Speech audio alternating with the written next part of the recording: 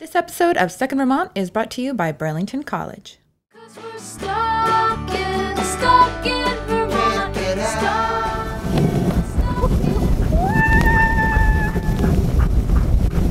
Welcome to Stuck in Vermont, brought to you by 7 Days. My name's Ava Solberger. We're in Lake Elmore, Vermont, where we are going dog sledding with Ken Haggett and his Peace Pups. Dogs, they're always happy. I mean, every day I go out there, they're always wagging their tails and they're always like, hi! It's snowing, it's beautiful, we're out in the middle of nowhere, I'm freezing, and I'm about to be pulled by 8 dogs in a toboggan. Really, it doesn't get much more Vermont than this. Hey. Usually whenever there's something going on, they get all excited.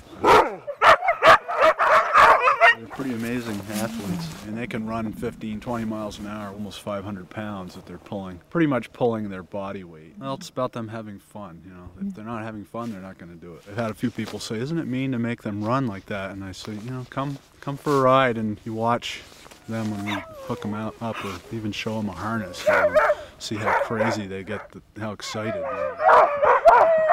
There's no making them do it. If they don't want to run, they won't. Our first Siberian that we got, Jake. I've been running dogs for about 7 years now and started with ski joring. I got more confident with the 4-dog team and got 2 more, so we went from 6 dogs to 10 right there, boom. We've got 18 in the truck. All your fault, Jake. It's really different for people to get out there and be pulled by dogs. People from all over the world. We just, actually yesterday, we had a family from Wales, Florida. We've had people from South Africa, Ireland. Had people say that they, changed their lives. I'm just a, small part of it. Just along for the ride.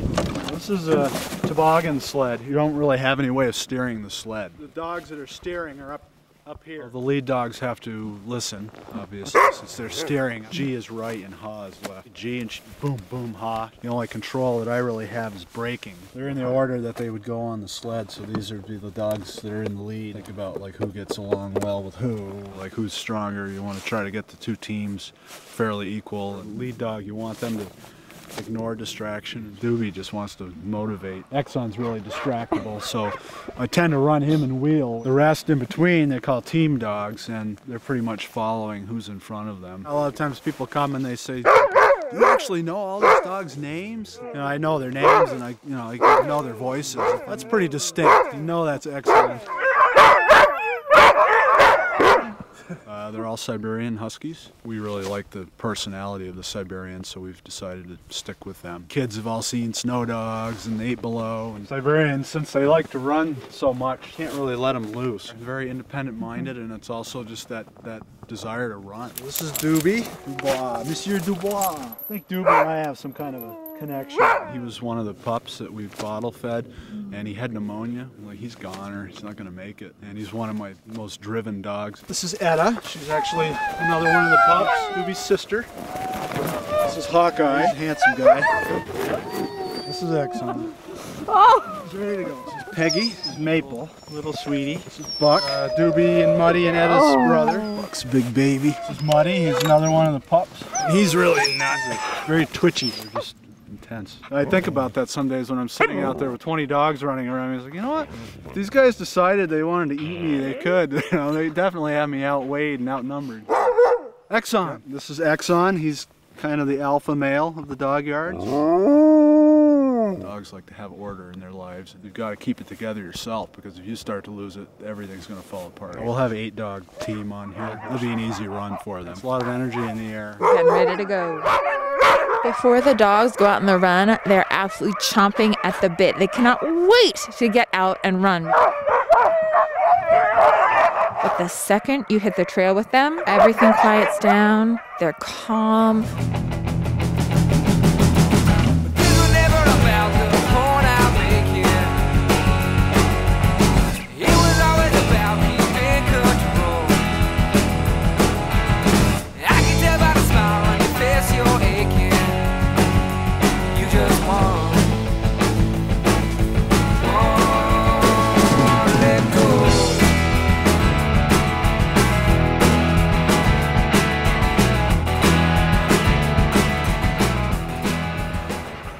pretty intense. You go up, up, up the hills really slowly, and then all of a sudden you go down really fast. It's like a roller coaster. And they're much calmer now. I think happier. Get that energy out. Yeah, if I could be more like them. Well, I kind of grew up here and strayed too far, I guess.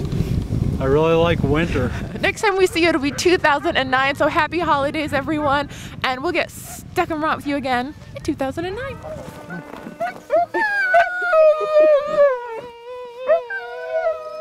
So many things to pee on. Oh, sorry. This has to be Exxon back here. He is checking me out.